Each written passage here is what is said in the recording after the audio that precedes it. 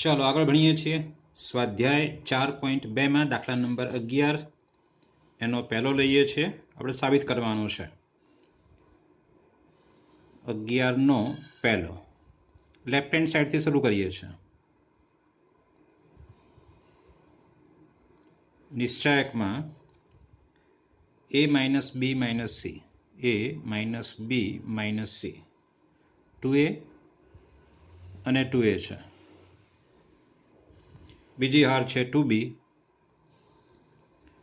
b minus c minus a, 2b. ત્રીજી હાર છે 2c, 2c અને c minus a minus b. સરળ દાખલો છે, જોવો જરા. માઇનસ b માઇનસ c છે ને સાથે અહીંયા 2b અને 2c પણ છે, એટલે આપણે આમાં ઉમેરી દઈએ તો a વત્તા b વત્તા c થઈ જાય અને બધું જ એ પ્રકારે જ કામ કરશે પાછું. જોવો જરા, આ 2a છે, 2b છે, a અને b માઇનસ છે, આ 2a છે, 2c છે, c અને a માઇનસ છે. એટલે ત્રણ હારને પહેલી હારમાં ઉમેરી દઉં છું એટલે બરાબર થશે આપણી પાસે a plus b plus c, a plus b plus c, a plus b plus c. બાકીની બંને હાર એમનેમ જ.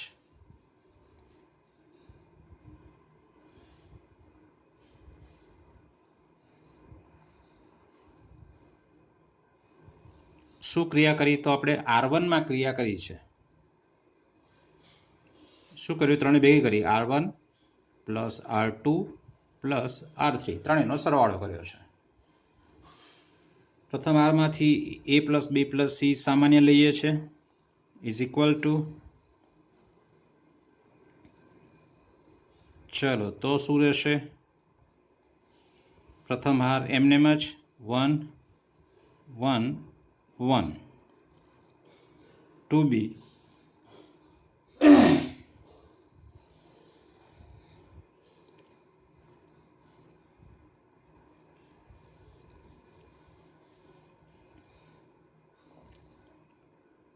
b minus c minus a, 2b. ત્રીજી હાર 2c, 2c અને c minus a minus b. શું કર્યું છે આપણે? તો પ્રથમ હારમાંથી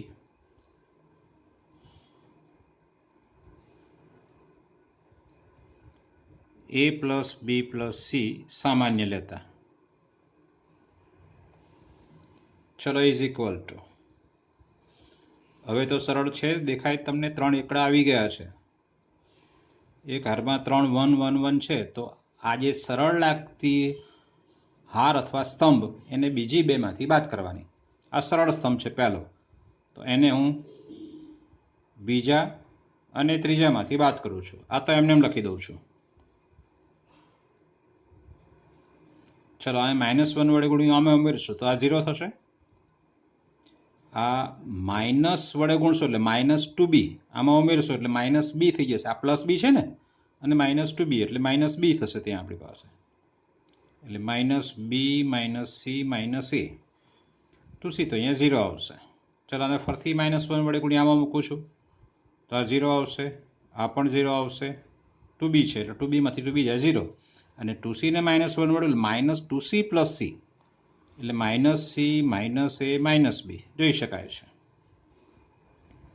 ચલો શું ક્રિયા કરી છે તે આપણે તો કોલમ 2 માં ક્રિયા કરી, કોલમ 2 માંથી કોલમ 1 ને બાદ કરી. કોલમ 3 માં પણ ક્રિયા કરી. શું? કોલમ 3 માંથી કોલમ 1 બાદ કરી છે આપણે.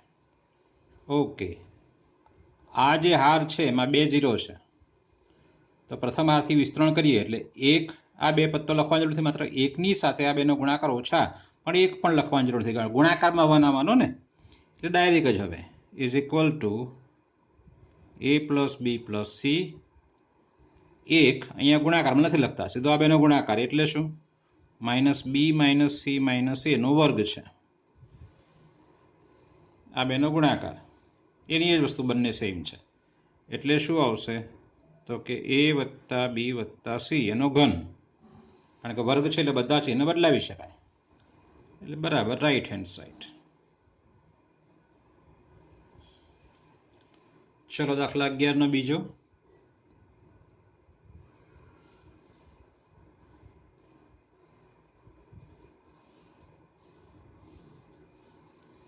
આ પણ એટલો સરળ છે. લેફ્ટ હેન્ડ સાઈડથી શરૂ કરીએ છીએ આપણે અને નિશ્ચાયક પૂરો. ચલો હવે જો આ 2z છે ને આ ઝેડ ને આ ઝેડ, મતલબ આમ ઉમેરો તો 4z થાય, એનો કોઈ અર્થ નથી. પણ આમ ઉમેરો જો જરા, x વત્તા x એટલે 2x અને y વત્તા y એટલે 2y ને 2z તો છે જ, એટલે x 2x વત્તા 2y વત્તા 2z ને બધા એ પ્રકારે જુઓ, y y z z z z x x એટલે બધા ભેગા થશે એટલે 2x plus 2y plus 2z થવાના છે. એટલે ઇક્વલ ટુ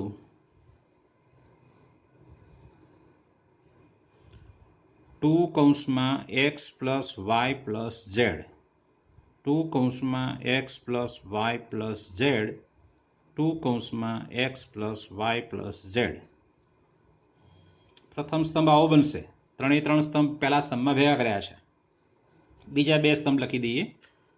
અહીંયા x Y plus Z plus 2x અને અહીંયા x છે.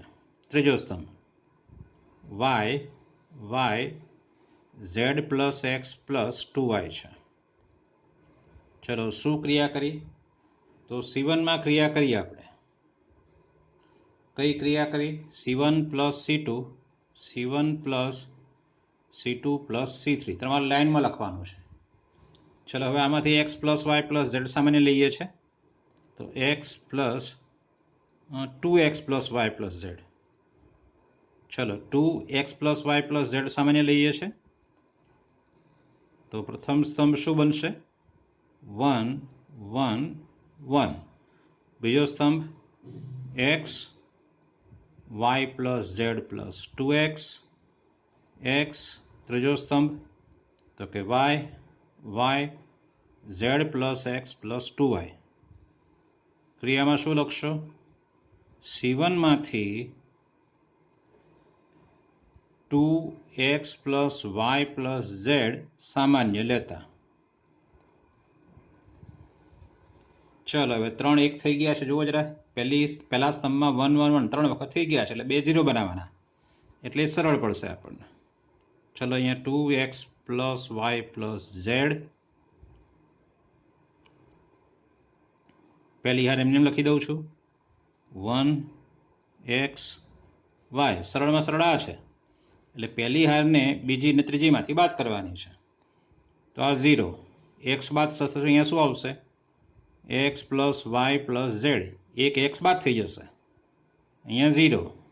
અને આમાંથી બાદ કરો તો એકને એકમાંથી બાદ કરો તો 0, આ બાદ થાય તો 0. વાયમાંથી બાદ કરો તો શું આવશે? x plus Y plus Z. શું ક્રિયા કરી તમે લખી શકશો ચોક્કસ આમાં. ઇક્વલ ટુ 2 કૌંસમાં x plus Y plus Z. સ્તંભથી વિસ્તરણ કરીએ. આ બે 0 છે ને એટલે આપણે 1 લખવાની કોઈ જરૂર નથી. સીધો આ બેનો ગુણાકાર ઓછા 0 એટલે આ બેનો ગુણાકાર જ આવશે. એટલે x પ્લસ વાય પ્લસ ઝેડનો સ્ક્વેર આવશે સીધો જ, એટલે કે 2x plus Y plus Z એનો ઘન આવશે. એ જોઈ શકાય છે આપણી પાસે જવાબ જે આપ્યો છે તે. ચલો દાખલા નંબર 12 જોઈએ છે.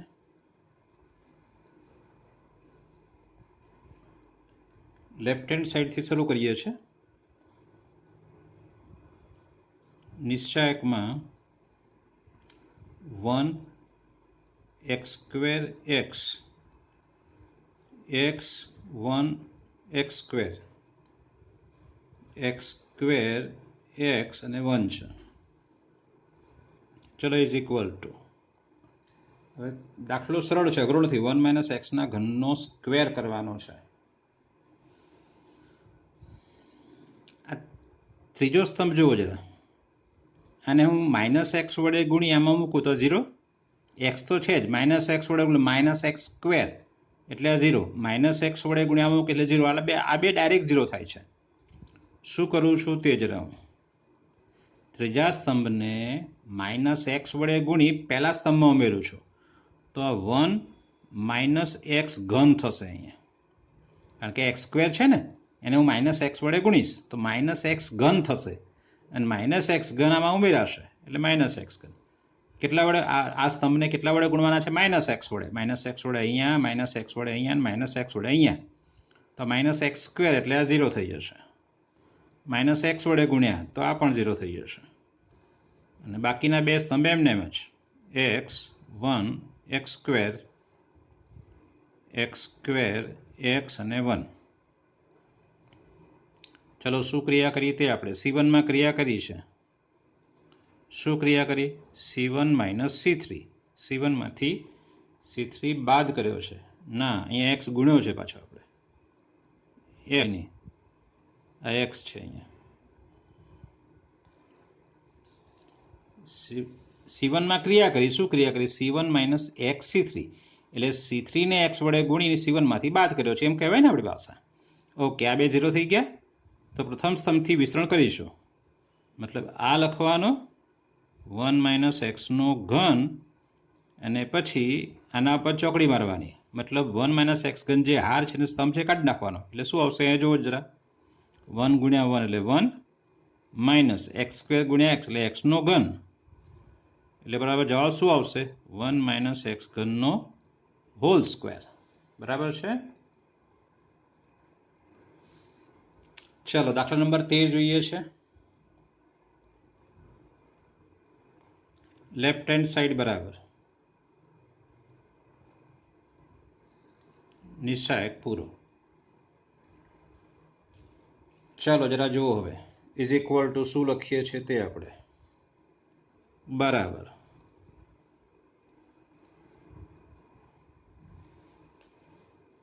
1 વત્તા a સ્ક્વેર અને માઇનસ b સ્ક્વેર.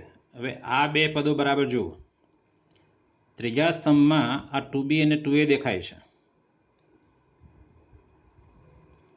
તો આને આધાર લઈ અને આ બેમાં ક્રિયા કરવાની થાય. ચલો આ 2ab છે અને આ માઇનસ 2b છે તો આને હું a વડે ગુણી આમાં ઉમેરું તો આ 0 થઈ જાય.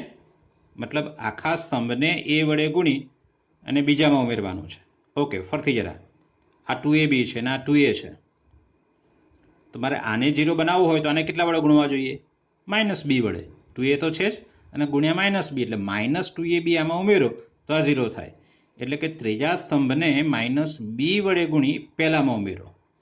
ઓકે, ચલો જરા આને હું માઇનસ b વડે ગુણીશ તો આ શું થશે? 2b square plus 2b square. Minus b square છે આમાં ઉમેરશું એટલે minus b square plus 2b square એટલે શું થશે? 1 plus a square plus b square.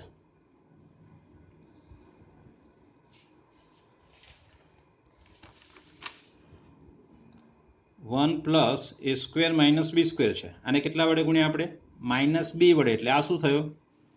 2b square. એટલે માઇનસ બી સ્ક્વેર 2b આ થયો આપણી પાસે. પછી આ શું થવાનું અહીંયા? 0 કારણ કે માઇનસ બી વડે ગુણીને. ઓકે, આ જુઓ જરા. આ 2b છે અહીંયા. આને કેટલા વડે ગુણ્યા આપણે? માઇનસ બી વડે ગુણ્યા છે એટલે માઇનસ બી વડે આને ગુણ્યો છે એટલે 1 માઇનસ એ સ્ક્વેર માઇનસ બી સ્ક્વેર. અને માઇનસ બી વડે ગુણી આમાં ઉમેર્યા છે. ઓકે, જુઓ શું થાય છે. આ 2b છે માઇનસ બી, આ માઇનસને આ માઇનસ પ્લસ થશે પ્લસ એ સ્ક્વેર બી અને પ્લસ બીનો ક્યુબ થશે એટલે આ બે ભેગા થશે. 2b માઇનસ બી એટલે બી આવશે એટલે બી વત્તા એ સ્ક્વેર બી અને વત્તા બી ઘન આવશે અહીંયા. ચલો એ કામ પૂરું. ઓકે, હવે આના માટે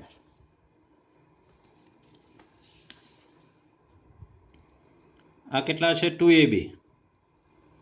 આને કેટલા વડે ગુણવા કીધા? a વડે અને પછી આમાં ઉમેરો એટલે 2ab થશે એટલે આ 0 થશે. અને a વડે ગુણી આમાં ઉમેરીએ છીએ એટલે આ 0 અને a વડે ગુણે છે. આ છે કેટલા? 1 માઇનસ એ સ્ક્વેર માઇનસ બી પ્લસ બી સ્ક્વેર.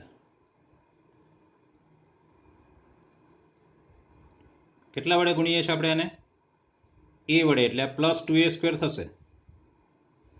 તો ચલો શું મળશે? આ 1 પછી માઇનસ એ સ્ક્વેર પ્લસ 2a સ્ક્વેર એટલે વત્તા એ સ્ક્વેર અને વત્તા બી સ્ક્વેર છે. ઓકે, ચલો આટલે પહોંચ્યા છીએ. માઇનસ 2a છે શું કરીએ છીએ અને એ વડે ગુણી આમાં ઉમેરીએ છીએ એટલે વત્તા એ વડે ગુણીને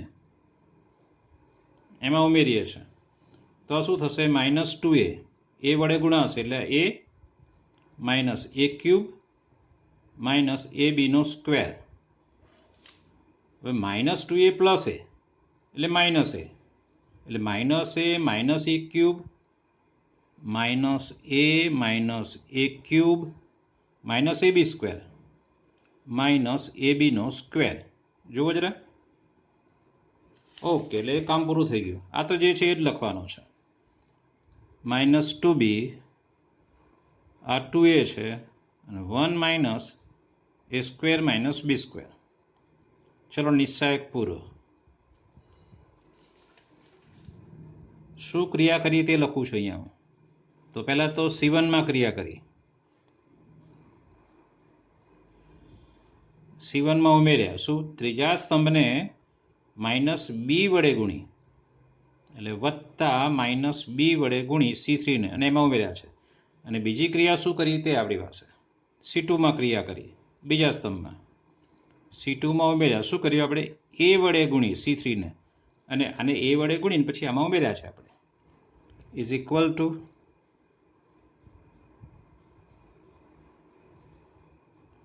one plus A square plus B square. आ 0 છે. આ બધામાં બી દેખાય છે એટલે બી સામાન્ય કાઢું છું તો 1 plus A square plus B square. ચલો અહીંયા 0 છે. આ છે 1 plus A square plus B square છે. આમાં બધામાં માઇનસ એ દેખાય છે એટલે માઇનસ એ સામાન્ય તો કૌંસમાં 1 plus A square plus B square અને આ તો જે છે તે જ -2b 2a અને 1 માઇનસ એ સ્ક્વેર માઇનસ બી સ્ક્વેર. ચલો હવે પહેલા સ્તંભમાંથી 1 plus A square plus B square નીકળે છે. બીજા સ્તંભમાંથી પણ નીકળે છે એટલે બંનેમાંથી સામાન્ય કાઢીએ છીએ એટલે બરાબર 1 plus A square plus B સ્ક્વેરનો square થશે સામાન્યમાં. અને શું બચશે તે આપણી પાસે તો અહીંયા 1 અહીંયા 0 અહીંયા બી અહીંયા શું આવશે 0 1 અને માઇનસ એ. ચલો અહીંયા શું છે તો કે -2b 2a 1 માઇનસ એ સ્ક્વેર માઇનસ બી સ્ક્વેર છે. શું ક્રિયા કરી તો પ્રથમ સ્તંભ અને બીજા સ્તંભમાંથી 1 plus A square plus B square સામાન્ય લેતા તમારે લખવાનું છે. ચલો હવે કરી દઈએ છીએ વિસ્તરણ આપણે. બરાબર આ છે 1 plus A square plus B સ્ક્વેરનો હોલ સ્ક્વેર. ચલો વિસ્તરણ માટે મોટો કૌંસ એકની સાથે અહીંયા નાના કૌંસમાં આ બેનો ગુણાકાર એટલે શું આવશે 1 માઇનસ એ square minus B square minus આ બેનો ગુણાકાર 2a માઇનસ એ એટલે માઇનસ 2a સ્ક્વેર એટલે minus minus plus 2a square. ચલો 0 વાળું પર લખવાની જરૂર નથી. પછી આ -2b એની સાથે આના પર ચોકડી મારો આ રીતે -2b જે હારમાં છે એ હાર અને સ્તંભ કાઢી નાખો તો આ બેનો ગુણાકાર ઓછા આ બેનો ગુણાકાર શું થશે 0 અને -b આવશે અહીંયા. ચલો is equal to 1 plus A square plus B સ્ક્વેરનો હોલ સ્ક્વેર કૌંસમાં 1 ને ગુણી નાખો કશું ફેર નહીં પડે એટલે આ શું થશે 1 માઇનસ એ સ્ક્વેર પ્લસ 2a સ્ક્વેર એટલે plus A square minus B square પછી આનો ગુણાકાર પ્લસ 2b સ્ક્વેર એટલે બરાબર શું આવશે અહીંયા તો કે 1 plus A square plus B સ્ક્વેરનો whole square 1 plus A square plus B square 1 plus A square plus B સ્ક્વેરનો cube એટલે કે રાઈટ હેન્ડ સાઈડ. ચલો દાખલા નંબર 14 જુઓ.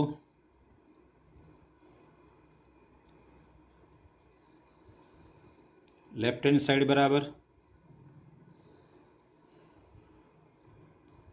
નિશ્ચાયકમાં 1 પ્લસ એ સ્ક્વેર એ બી અને સી એ છે. ચલો બીજો સ્તંભ એ બી 1 પ્લસ બી સ્ક્વેર અને સી બી છે. ચલો ત્રીજો સ્તંભ જુઓ જરા. એસી બીસી અને 1 પ્લસ સી સ્ક્વેર છે. જવાબ સામે જુઓ જરા અહીંયા. Right hand side 1 plus A square plus B square plus C બધા સ્ક્વેર જ છે. તો બાકીનાને પણ આપણે સ્ક્વેર બનાવીએ. હું શું કરું છું, પહેલી હારમાંથી એ સામાન્ય, આ બેમાં તો એ દેખાય જ છે. પહેલી હારમાંથી એ સામાન્ય કાઢું છું, આ બંનેમાં બી દેખાય છે બીજી હારમાં, તો બીજી હારમાંથી બી સામાન્ય કાઢું છું, ત્રીજી હારમાંથી સી સામાન્ય કાઢું છું. મતલબ આ રીતે એ બી સી સામાન્ય લેતા. ચલો આમાંથી એ નીકળતો નથી તો પછી એને એ વડે ભાગવાના, એટલે એ સામાન્ય કાઢ્યો કહેવાય. કેમ? પાછો એ ગુણો તો એ ઉડી જાય ને આપણી પાસે, એટલા માટે. ચલો અહીંયા શું આવશે? બી, અને અહીંયા શું આવશે? સી. કારણ કે એ અહીંથી કાઢ્યો, એ અહીંથી કાઢ્યો, એ પાછો તમે એ ગુણો અંદર તો થઈ જવું જોઈએ. તો એ અહીંયા ગુણો તો એ ઉડી જાય, એ અહીંયા ગુણો તો એ બી, એ અહીંયા ગુણો તો એ સી થઈ જશે. ચલો એ પ્રકારે આમાંથી બી સામાન્ય કાઢવાનું. તો આ એ અહીંથી બી સામાન્ય કાઢવો એટલે બી વડે ભાગવા, એટલે અહીંયા ભાગ્યા બી કરવા પડશે, અને અહીંયા સી આવશે. ચલો ત્રીજી હાર, આમાંથી સી કાઢ્યો છે એટલે એ આવશે, અહીંયા સી કાઢ્યો એટલે બી આવશે, અને અહીંયા આવશે 1 પ્લસ સી સ્ક્વેર ભાગ્યા સી. આ પ્રકારે પ્રથમ, દ્વિતીય અને તૃતીય હારમાંથી અનુક્રમે એ બી અને સી સામાન્ય લેતા.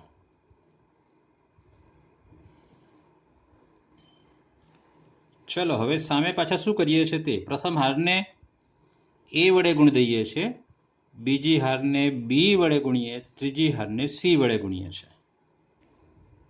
તો જેટલા વડે ગુણો છો એના વ્યસ્ત વડે ભાગવા પડે પાછા, એટલે ઇઝ ઇક્વલ ટુ એબીસીને ભાગ્યા એબીસી કરવા પડશે.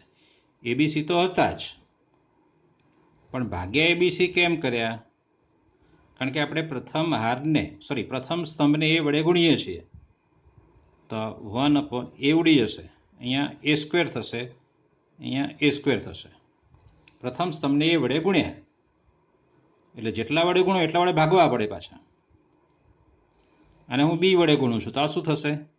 બી સ્ક્વેર, 1 પ્લસ બી સ્ક્વેર અને બી સ્ક્વેર, અને મેં બી વડે ગુણ્યા તો બી વડે ભાગવા પડે એવું જ આમાં. અને હું સી વડે ગુણું છું તો સી સ્ક્વેર અને 1 પ્લસ સી સ્ક્વેર. ચલો અહીંયા આ પ્રકારે લખવાનું, તમે લખશો જાતે જ. પ્રથમ, દ્વિતીય અને તૃતીય હાર ને અનુક્રમે એ બી સી વડે ગુણતા, પ્રથમ, દ્વિતીય અને તૃતીય હારના પ્રત્યેક ઘટકને અનુક્રમે એ બી સી વડે ગુણતા, અહીંયા જે સામાન્ય લેતા હતું એના બદલે ગુણતા. એ પ્રકારે જુઓ જરા. પહેલા શું કર્યું? હારમાંથી સામાન્ય લીધા અને પછી સ્તંભને ગુણી નાખ્યા, એટલે બધા વર્ગ થઈ ગયા. દેખાય છે હવે?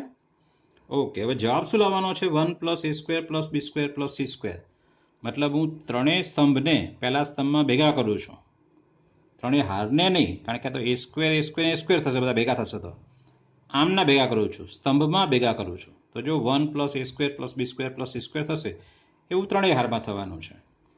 આ તો ઉડી જશે અહીંથી, એટલે બરાબર. અહીંયા આવશે આપણી પાસે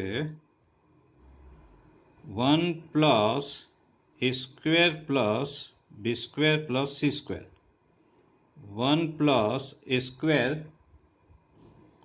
plus B square plus C square, 1 plus A square plus B square plus C square.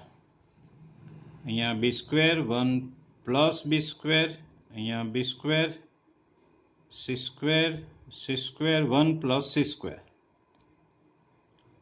ચલો શું કર્યું છે? તો C1માં ક્રિયા કરી છે આપણે. શું ક્રિયા કરી? C1 plus C2 plus C3, ત્રણેયનો સરવાળો કર્યો છે આમાં. ઓકે, આને હવે સામાન્ય લઈ લઈએ. તો is equal to 1 plus a square plus b square plus c square સામાન્ય. તો ચલો અહીંયા કેટલા રહેશે તે આપણી પાસે 1 1 1 b square 1 plus b square અને b square c square 1 plus c square. શું કર્યું? તો c1 માંથી 1 plus a square plus b square plus c square સામાન્ય લેતા. ઓકે, હવે તો સરળ છે. આ 3 1 બની ગયા ને, એટલે આ 2 0 બનાવી દો. એટલે આ જે સરળ હાર છે એને માઇનસ વડે ગુણી બીજી અને ત્રીજીમાં ઉમેરી દો. Is equal to 1 plus a square plus b square plus c square. પહેલી હાર એમને જ 1 b સ્ક્વેર c સ્ક્વેર, આને માઇનસ વડે ગુણી આમાં ઉમેરું છું તો આ 0, આ 1 કારણ કે b સ્ક્વેર જશે, c સ્ક્વેર પણ 0, અને માઇનસ વડે ગુણી ત્રીજીમાં ઉમેરું છું એટલે 0, આ પણ 0, c સ્ક્વેર જશે એટલે અહીંયા 1 આવશે. જોઈ શકાય છે આ બે 0 છે એટલે માત્ર 1 થી જ વિસ્તરણ થશે, અને 1 ગુણ્યા 1 1 માઇનસ 0 એટલે આખું 1 જ આવવાનું છે ટોટલ. એટલે બરાબર જવાબ આવશે આપણો is equal to 1 plus a square plus b square plus c square into 1 આવવાનો છે અહીંયા. એટલે બરાબર રાઈટ હેન્ડ સાઈડ, જે આપણે સાબિત કરવાનું છે. ચલો દાખલામાં 15 જુઓ. ધારો કે એ 3x3 કક્ષાનો ચોરસ શ્રેણિક છે, તો નિશ્ચાયકમાં કે અને બરાબર ખાલી જગ્યા. ઓકે, એના માટે એક આ વસ્તુ યાદ રાખી લો. જો એ n કક્ષાનો ચોરસ શ્રેણિક